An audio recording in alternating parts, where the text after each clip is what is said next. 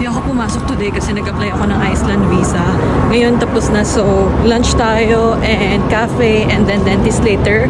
Come with me. Yes, you heard that right. Kahit residente na ako ng New York, kailangan ko pa rin mag-apply ng Schengen visa kasi Philippine passport holder pa rin ako. Around 11 a.m. tapos na agad yung appointment ko, kaya pumunta ako dito sa favorite cafe ko. Famous for their crookie, yung croissant na may cookie sa loob, sobrang sarap. Pero nakachempo yata ako ng bad batch kasi sobrang tigas ng crookie, kaya I decided to have a proper lunch na lang. So far nakaka $43 na tayo sa pagkain. Isang pastry tsaka yung lunch natin.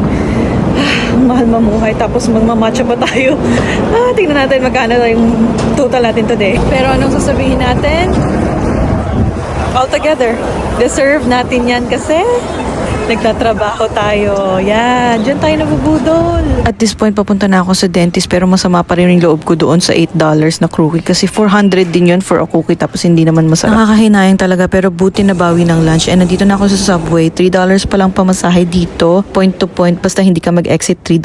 Yung dentist ko pala malapit siya sa financial districts or FIDI kung tawagin. Tapos nakakita ko ng Hobby Lobby. Sobrang favorite ko to. Lagi itong dumadaan sa FYP ko kasi may mga interior designers. Lagi sila nasa Hobby Lobby. And then yung content nila is tuturuan nila kayo kung ano mga magagandang bilhin para sa bahay niyo from Hobby Lobby. Kaya gustong gusto ko talaga dito. Ang gaganda ng selections ng salamin kaya nag-fit check ako saglit. Nalibot ko na lahat pero hindi pa rin close to my appointment time sa dentist kaya nag-matcha muna ako. Pero hindi na naman masarap yung matcha. $8 na naman down the drain kaya tingnan nyo na lang yung mukha ko dito. Sayang na sayang ako.